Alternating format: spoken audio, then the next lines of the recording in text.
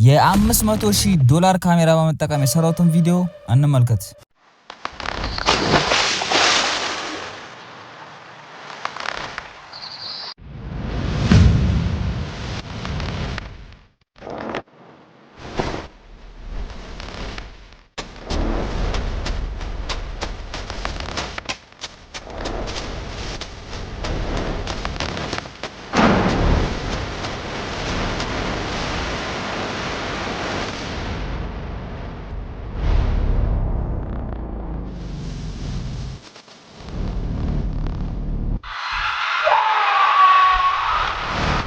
የብዙዎቻችሁ ጥያቄ የሚሆነው እንዴት የ$500,000 ካሜራ አገኘ የሚል ነው። እድሜ ለሂግስፊልድ ኤአይ። ቤቴ ውስጥ ቁጭ ብዬ ስልኬን ብቻ መጠቀም የዓለማችን ውድ የሆኑትን ካሜራዎች በቀላሉ ከነሌንሳቸው እንድጠቀምና የምፈልገውን አይነት ፎቶ እንዲሁም የምፈልገውን አይነት ቪዲዮ እንድሰራ አድርጎኛል። በዚህ ቪዲዮ እንዴት ይህንን ቪዲዮ እንደሰራሁት እንዲሁም ደግሞ እንዴት እናንተም በቀላሉ የምትፈልጉት አይነት ቪዲዮ መስራት እንደምትችሉ አሳያችኋለሁ። በተጨማሪም በምስሉ ላይ እንደምትመለከቱት የተለያዩ አይነት ልብሶችን እንዴት በአንድ ፎቶ መቀየር እንደምንችልና እንዴት የምንፈልገውን ውድ ልብስ በቀላሉ ቤታችን ቁጭ ብለን ስልካችንን ብቻ መጠቀም መልበስ እንደምንችል አሳያችኋለሁ። እስከ ቪዲዮ ፍጻሜ ድረስ አብራችሁ ይቆዩ። መግቢያ ላይ ያሳያችሁን ቪዲዮ የሰራሁት ሂግስፊልድ ኤአይ ሲኒማ ስቱዲዮን በመጠቀም ነው። እንደሚታወቀው በቅርቡ ሂግስፊልድ ኤአይ ሲኒማ ስቱዲዮ ሪሊዝ እንዳደረጉ ይታወቃል። አሁን ደግሞ ቨርዥን 1.5ን አፕዴት አድርጎ አንጥቶታል ማለት ነው። እጅግ በጣም አስገራሚ ነገሮችን ጨምሮበታል። እንዲሁም ከዚህ በፊት ያልነበረውን አፐርቸር ጨምሮበታል። 11 የተለያዩ የዓለማችን ውድ የሲኒማ ካሜራዎችን በቀላሉ ማግኘት ትችላላችሁ። እንዲሁም የተለያዩ አይነት ሌንሶችን ማግኘት ትችላላችሁ። በተጨማሪም የተለያዩ አይነት ፎካል ሌንግዝ ያላቸውን ሌንሶችን በቀላሉ ማግኘት ትችላላችሁ ማለት ነው። ይህን ነገር ከመስራታችሁ በፊት ትንሽ ስለ ሲኒማቶግራፊ ማወቅ የሚኖርባችሁን የተወሰኑ ነገሮች ነግራችኋለሁ። ምክንያቱም እነዚህን ካላውቃችሁ ሂግስፊልድ ኤአይ ሲኒማ ስቱዲዮ ላይ በቀላሉ ቪዲዮዎችን መስራት አትችሉም። የካሜራ ሌንስ መመሪያ በ3 ነጥቦች በቀረጻ ወቅት የምናገኘውን ውጤት የሚወስኑት 3 ዋና ነገሮች ናቸው። የመጀመሪያው የሌንሱ ቅርጽ በሁለት ይከፈላሉ። አናሞርፊክ እና ስፌሪካል ይባላል። እዚህ ሂግስፊልድ ኤአይ ሲኒማ ስቱዲዮ ላይ የምናገኘው እነዚህ ሁለት አይነት የሌንስ ቅርጾች ነው። ስፌሪካል ማለት ለሁሉም ነገር የምንጠቀመው መደበኛ ሌንስ ሲሆን ምስሉን እንዳለው ያሳያል። ከበስተጀርባ ያለው የደበዘዘ ብርሃን ወይም ደግሞ ብለሩ ቦኬ ነው ወይም ክብ ነው ማለት ነው። ምስሉ ላይ እንደምታዩት እንግዲህ ከጀርባ ያለው ወይም ደግሞ ባክግራውንዱ ላይ የምታዩት ብለር ይሄን ይመስላል ማለት ነው። ቦኬ ይባላል። አናሞርፊክ ሌንሶች በብዛት ለሲኒማ ፊልሞች ይውላሉ። እነዚህም አናሞርፊክ ሌንሶች ለሲኒማ ተብሎ ስለሆነ የሚሰሩት ዋይድ ስክሪን እይታን ይሰጣሉ ማለት ነው። የደበዘዘ ብርሃኑ ወይም ደግሞ ብለሩ እንደቀድሙ ቦኬ አይደለም። ለየት ያለ የብርሃን መስመር ወይም ደግሞ ፍሌርም ይፈጥራል ማለት ነው እነዚህን ሌንሶች በምትጠቀሙበት ሰዓት ላይ። ሁለተኛው ደግሞ የሌንሶች ፎካል ሌንግዝ ነው። እነዚህም የሚቀመጡት በሚሊሜትር ነው ማለት ነው። ብዙዎቻችሁ ታውቃላችሁ ብዬ ተስፋ አደርጋለሁ። ነገር ግን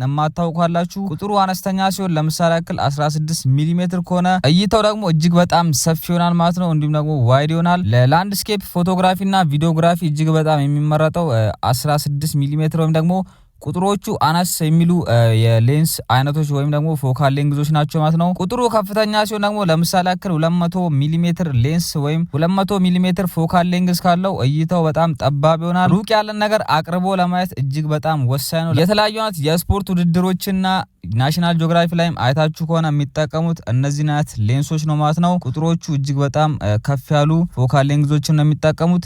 ሶስተኛው ደግሞ አፐርቸር እና ዴፕዝ ኦፍ ፊልድ ይባላል። ወይም ደግሞ የምስል ጥልቀት ማለት እንችላለን በአማርኛ። ሰፊ አፐርቸር ከሆነ ለምሳሌ ያክል 1.8 ብዙ ብርሃን ያስገባል። ይህንንም ቀለል ባለ አማርኛ ሳስረዳችሁ የአፐርቸሩ ቁጥር እያነሰ ሲሄድ ባክግራውንድ ብለሩ በጣም እየሰፋ ወይም ደግሞ ባክግራውንዳችን በጣም ብለር የመሆኑን ቻንስ እጅግ በጣም ከፍተኛ ነው። ለምሳሌ ያክል አፐርቸራችን 1.4 ከሆነ እጅግ በጣም የሚያምር ሲኒማቲክ የሆነ ባክግራውንድ ብለር እናገኛለን። ይህም እንግዲህ የሚያገለግለን ለፖርትሬት ኢሜጆች ወይም ደግሞ ለፖርትሬት ምስሎች ነው ማለት ነው። ጠባብ አፐርቸር ከሆነ ወይም ደግሞ ቁጥሩ እጅግ በጣም ከፍ ያለ ከሆነ ጥቂት ብርሃን ብቻ ነው ማስገባት የሚችለው። ነገር ግን ከፊት እስከኋላ ያለው ነገር በሙሉ ሻርፕ ነው ማለት ነው፣ በግልጽ የሚታይ ነው። ይህም ለላንድስኬፕ ፎቶግራፊ እንዲሁም ደግሞ ምንም ብለር የማንፈልግበት አካባቢ ላይ ይህንን አፐርቸር እንጠቀማለን። ስለዚህ ይህን ያህል ካልኳችሁ አሁን ደግሞ እነዚህን ሶስቱንም በምሳሌ ያሳያችኋል። የመጀመሪያው የካሜራ ታይፕ ወይም ደግሞ የካሜራ አይነቶችን የምናይበት ሲሆን እንደምትመለከቱት አንድ አይነት የሌንስ ታይፖችን መርጣለሁ። ፎካል ሌንግዙንም አፐርቸሩንም አንድ አይነት አድርጌ ካሜራ አይነቶቹን ብቻ ነው ማለት ነው የምቀያየረው። ሬድ አሪያ አሌክሳ 35 የ$500,000 ካሜራ እንዲሁም ደግሞ የተለያዩ አይነት ካሜራዎችን እየቀያየርኩ ምን አይነት ምስሎችን እንደሚያመጣልን እንመለከታለን። እንደምትመለከቱት የመጀመሪያው ሬድ ቪ ራፕተር የሚባለው ካሜራ ነው ማለት ነው። ሌንሱና ፎካል ሌንግዙ እንዲሁ አፐርቸሩ ተመሳሳይ ነው። ምስሉም ሜን ይመስላል። እጅግ በጣም ሲኒማቲክ የሆነ ምስል ነው ማለት ነው የሰጠን። በጣም የሚያምር ኢሜጅ ነው ጄኔሬት ያደረገልን። ሁለተኛው ደግሞ ሶኒ ቬኔስ ይባላል ማለት ነው። ካሜራው እንደምታዩት ምስሉም ሜን ይመስላል።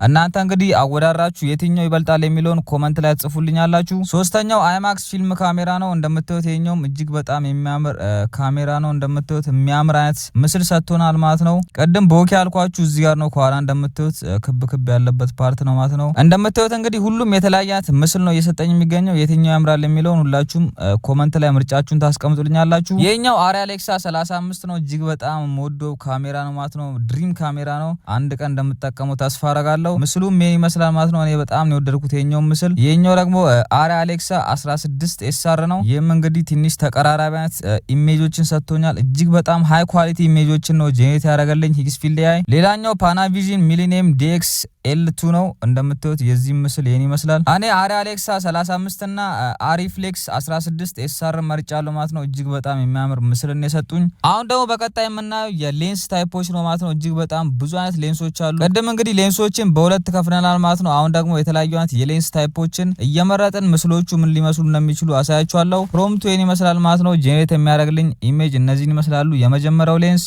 ፓናቪዥን ሲ ሲሪስ ነው። ምስሉም እንደምታዩት ይመስላል። እጅግ በጣም የሚያምር ምስል ነው የሰጠኝ። የሌንሶቹ አይነት በተቀያየሩ ቁጥር እንደምታዩት ምስሎቹም እጅግ በጣም ከፍተኛ ልዩነት ነው ያላችሁ። ቀደም እንዳልኳችሁ እንግዲህ የትኛው እንደወደዳችሁት ኮመንት ላይ አስቀምጡልኝ። ይሄኛው አሪ ሲግኔቸር ፕራይም ሌንስ ነው። እንደምታዩት እጅግ በጣም የሚያምር ሲኒማቲክ የሆነ ኢሜጅ ነው የሰጠኝ። ይሄን በጣም ወድጄዋለሁ። አሁን ደግሞ የምትመለከቱት ኩክ ኤስ4 የሚባል የሌንስ ታይፕ ነው ማለት ነው። እጅግ በጣም የሚያምር ሌንስ ነው።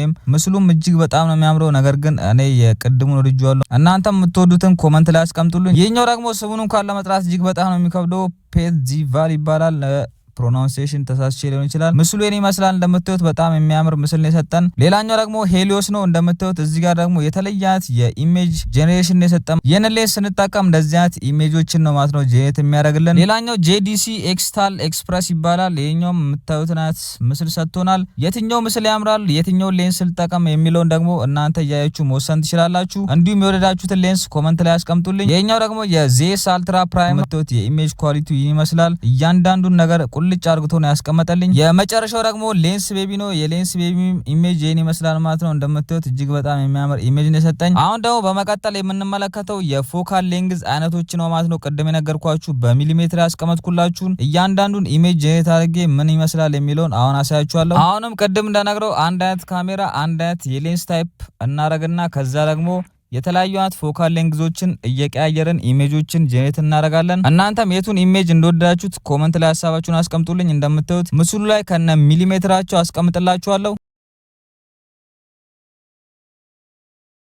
ስለ ሂግስፊልድ ሲኒማ ስቱዲዮ ይህን ያህል ካልኳችሁ እንግዲህ አሁን እንዴት እንደምንጠቀም አሳያችኋለሁ። በቅድሚያ ዲስክሪፕሽን ላይ አስቀምጥኩላችሁ ሊንክ በመጠቀም ወደዚህ ዌብሳይት ትገባላችሁ ማለት ነው። ሲኒማ ስቱዲዮ የሚለውን በመጫን በቀጥታ ወደዚህ ዌብሳይት እንገባለን። በምትመለከቱት መልኩ ሲኒማ ስቱዲዮስ ከገባን በኋላ ሁለት አይነት አማራጭ የኢሜጅ እና የቪዲዮ ፓርት አለው ማለት ነው። ኢሜጅ ውስጥ እንደምታዩት የተለያዩ አይነት ካሜራዎች አሉ። አሁን ላይ አፐርቸርም ጨምሮበታል። እያንዳንዱን ቅድም ነግራችኋለሁ ማለት ነው። እዚህ ጋር የምትፈልጉትን ሌንስ ታይፕ፣ የምትፈልጉትን ካሜራ፣ የምትፈልጉትን ፎካል ሌንግዝ እና አፐርቸር በመምረጥ የምትፈልጉትን አይነት ሲኒማቲክ የሆኑ ኢሜጆችን በቀላሉ ማንሳት ትችላላችሁ። እዚህ ጋር የምታዩት እጅግ በጣም ውድ የዓለማችን ካሜራዎች ናቸው። ትላልቅ ፊልሞችን ለመስራት የሚጠቀሙባቸው ካሜራዎች ናቸው። በመቀጠል ደግሞ ምን ያህል እንደምትፈልጉ እዚህ ጋር ተመርጣላችሁ እስከ 4 ኢሜጅ ጄኔሬት ማድረግ ትችላላችሁ። ከዛም አስፔክት ሬሾን ትመርጣላችሁ። ከታች የምታዩት ሁለቱ አስፔክት ሬሾ ለሲኒማ የምንጠቀማቸው አስፔክት ሬሾች ናቸው። ከዛም ይህንን ከመረጥን በኋላ ጄኔሬት እናደርጋለን ማለት ነው። እኔ ቅድም የሰራሁትን መግቢያ ላይ ያያችሁትን ቪዲዮ የሰራሁት ጀሚናይን በመጠቀም ነው። እንደምታዩት ፕሮምፕቶቹን ከዛ እየወሰድኩኝ እዚህ ጋር ፔስት እያረኩን እያንዳንዱን ኢሜጅ ጄኔሬት አደርጋለሁ። ከዛም ምስሎቹን ጄኔሬት ካረኩ በኋላ ወደ ቪዲዮ ፓርት እንሄዳለን። እንደምታዩት ቪዲዮ የሚለውን ከተጫንኩ በኋላ የመጀመሪያውን ስታርቲንግ ፍሬም መርጣለሁ ማለት ነው። ጄኔሬት ካረኳቸው ፎቶዎች ውስጥ አንዱ መርጣለሁ። በመቀጠል ደግሞ ሙቭመንቱን መርጣለሁ ማለት ነው። ምን አይነት የካሜራ ሙቭመንት መጠቀም እንደምችል እዚህ ጋር በጣም ብዙ አይነት አማራጮች አሉ። ዶል ኢን፣ ፓን ሌፍት፣ ፓን ራይት፣ ቲልት አፕ፣ ቲልት ዳውን የተለያዩ አይነት የካሜራ ሙቭመንቶች አሉ። እነሱን መርጣለሁ። በመቀጠልም አስፔክት ሬሾን መርጣለሁ። ከዛም እስከ 10 ሰከንድ ነው ጄኔሬት ማድረግ የምትችሉት 5 እና 10 ሰከንድ። በመቀጠልም እሱን ትመርጣላችሁ። ከዛም ሳውንድ ይኑሮ አይኑሮ የሚለውን ኦን ኦፍ ማድረግ ትችላላችሁ ማለት። ቀጥሎ ያለው ደግሞ የእናንተ ቪዲዮ ስሎ ሞሽን ይኑሮ ወይስ አይኑሮ የሚል ነው። እሱንም ትመርጣላችሁ ማለት ነው። ከዛም ጄት ትሉታላችሁ። እጅግ በጣም የሚያምር ሪዛልት ነው የሚሰጣችሁ። ፕሮምፕት የምትሰጡት ከሆነ በጣም የሚያምር ሪዛልት ወይም አሪፍ ውጤቶችን ይሰጣችኋል። ነገር ግን ፕሮምፕት የማትሰጡት ከሆነ እንዲሁ ራሱ ጄኔሬት ያደርግላችኋል ማለት ነው ምስሉን አይቶ።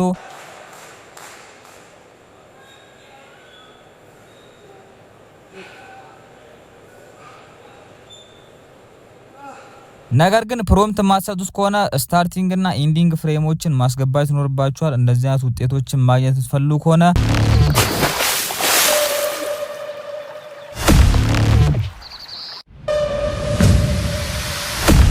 አሁን ደግሞ ይህንን ቪዲዮ ተመልክተን እንመለስ።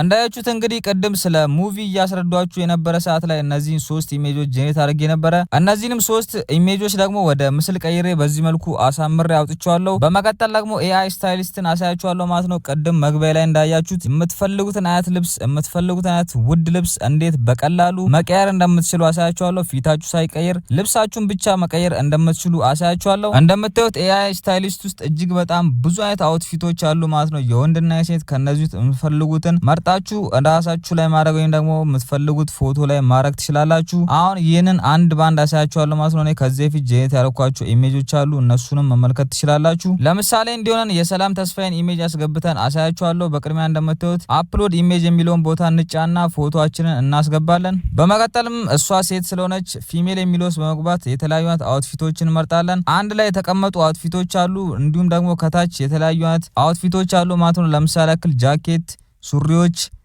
ጫማዎች እንዲሁም ደግሞ የተለያዩ አይነት አክሰሰሪዎች አሉ። እነሱን አንድ ባንድ መምረጥ ትችላላችሁ። እንዲሁም ደግሞ አውትፊት ብሎ ሁሉንም በአንድ የያዛለ እሱንም መምረጥ ትችላላችሁ። እያንዳንዱንም ውጤት መመልከት እንችላለን።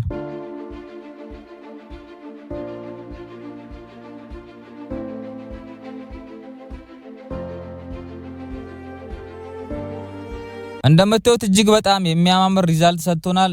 እዚህ ጋር የምትፈልጉትን አይነት ፎቶም አፕሎድ ማድረግ ትችላላችሁ። ለምሳሌ ያክል ውድ ልብሶችን በቀላሉ አፕሎድ አድርገን እንዴት እንደምንለብስ አሳያችኋለሁ በኋላ ላይ። አሁን ግን አንድ የወንድ አርቲስት ጨምረን ምን አይነት ልብስ እንደምንቀይርለት አሳያችኋለሁ። በመቀጠል ደግሞ አለምሰገድ ተስፋዬን እናስገባውና እሺ ልብሱን እንቀይርለታለን። እንደምታዩት የሱ ኦሪጂናል ልብስ ይሄን ይመስላል። ስለዚህ ከዚህ ውስጥ የተወሰኑ ልብሶችን እናለብሷለን ማለት ነው።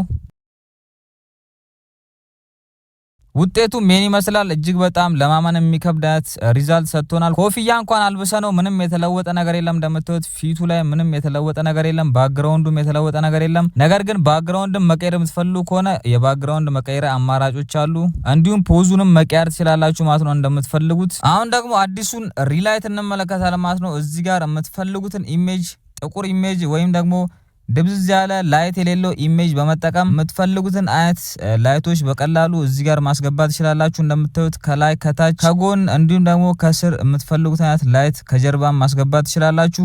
አሁን እንደምታዩት እዚህ ጋር የተወሰኑ ፎቶዎችን መርጬ እንዴት እንደምሰራው አሳያችኋለሁ። በመቀጠልም ከለር መምረጥ ትችላላችሁ። እንደምታዩት አርጂቢ ከለሮች እንዲሁም ደግሞ የተለያዩ አይነት ከለሮች አሉ። እሱም መርጠን ሃርድነሱንም መቀየር እንችላለን ማለት ነው። ሶፍት ወይም ደግሞ ሃርድ ላይት ማድረግ ትችላላችሁ። እንዲሁም ብራይትነሱንም መቀየር ትችላላችሁ ማለት ነው። የላይቱ ብርሃን ምን ያህል መሆን አለበት የሚለውንም እዚህ ጋር መምረጥ ትችላላችሁ። በምታዩት መልኩ እንግዲህ ቢፎርና አፍተሩን መመልከት ትችላላችሁ። ይህኛውም የሰላም ተስፋዬ ፎቶ በዚህ መልኩ በሪላይት ሰርቻለሁ።